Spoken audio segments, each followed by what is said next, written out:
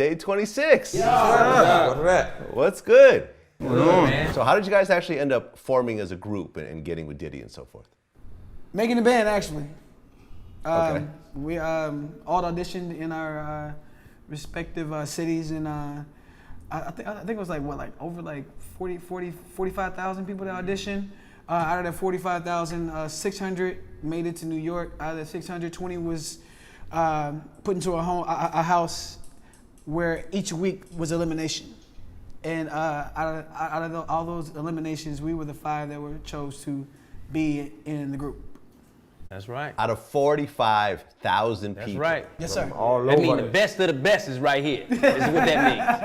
Okay, hold on. Let me do the math here. 5 out of 45,000 Yeah. is 0.0001. Wow. Hold on. If that's 1%, 1/10, 1/100th of 1%. Wow. Right. The chances of you guys making it. For Wow.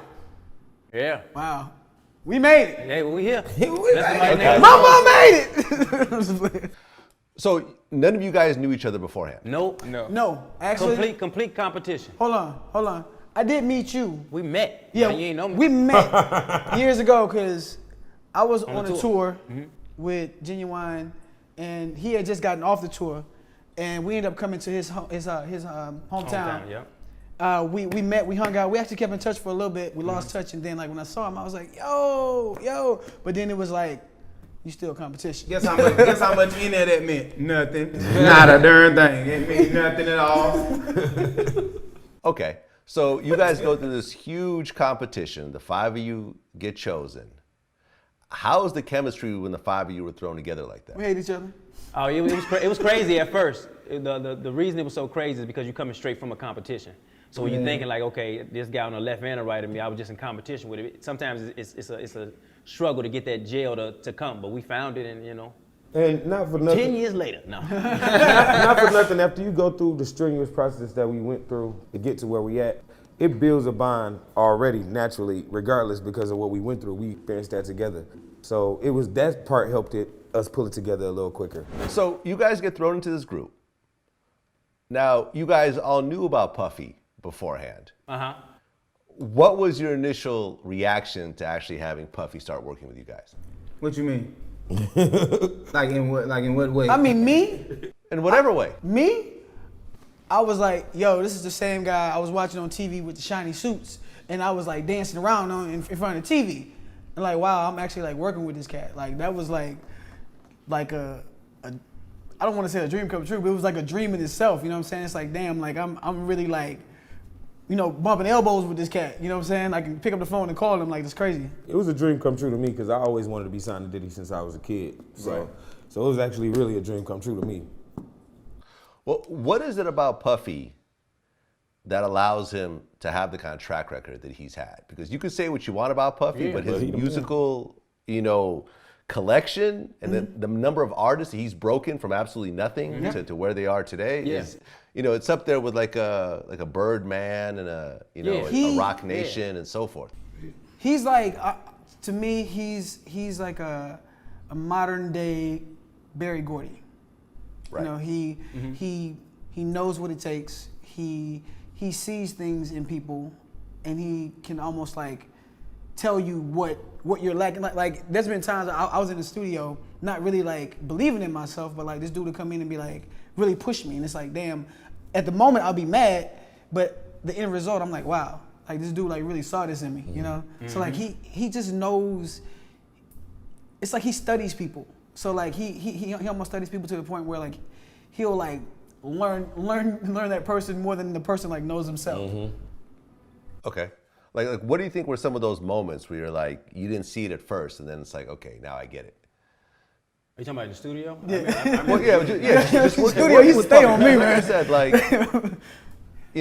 the thing with Puffy is like, you take someone like a Biggie, for example, and you got this big fat dude who isn't even rapping the way he ended up rapping. Right. And someone like a Puffy saw that and say, okay, this dude right here is going to be a superstar, even though nobody else really sees it at the time.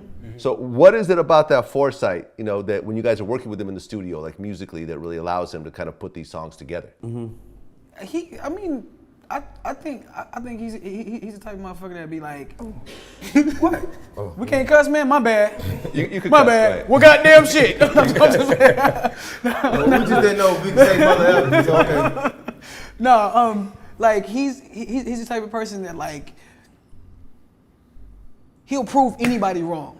Like, oh, you don't think he's a star? Watch this. I'm gonna make this guy a star, and he's not only gonna be a star, he's gonna be the biggest star.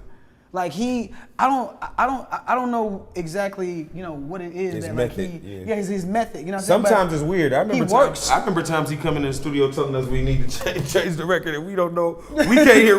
And he's not a singer. So With him, it's more of a feeling thing when it comes vibe. yeah. He more of a feel like he was, just breaking down even the science of Mary J. Blige and all the other things like that when it came to like great singing and Jodeci and things like that. And when he was coming to us, he just was instilling some of that stuff in us. Like sometimes it's not always the perfect note. Something, as long as it comes from the heart, it'll translate. And I think, that's pretty much what he gave us, and that's what we sing from the bottom of ours. Yeah. I mean, that's actually a good point because he's not a singer. So does he ever try to express himself and can't quite? Yes, he has. We used to be like, no, stop. Everybody in the Bad Boy family tried to express themselves through songs. Okay. I mean, Puffy actually got his name because he used to just get real angry and he used to just puff up a lot. Really? Is there? Yeah. I mean, that's what. What's the name of the guy from Uptown? Andre Harrell. That's who gave him the nickname. Was there? Can you remember any times where Puffy just bugged out? In Miami? Remember Miami? Yep. Miami, Oh, Miami, where we was Oh yeah. Yeah, bug Yo, out. you know what he told We me? was getting ready to go on tour, and he was getting ready, we was all getting, into shape and everything, and some of us was slacking. It was me. It was me. He said. Brian was slipping. I was gonna leave it out, but hell. Well, here you go. Remember, he says, I need you to get on your shit, man. I was like, man, I'm trying, man. He's like, don't try, nigga. Fucking do. No, I ain't gonna lie. That was my on the feelings popping, hurt. man. I like that. I tell him that shit all the time now. Don't try, nigga, do. Like my feelings was hurt. Walk down the hallway. But for the most part, man, Quick it exit. It was great to work with him, man. He wasn't like that. People Quick see this exit. He big had mask flower girls come behind him, and they was throwing flowers behind him. carried him out. He just walked out and don't try, fucking do. And then he walked out and then flowers started flying and sprinkles and shit.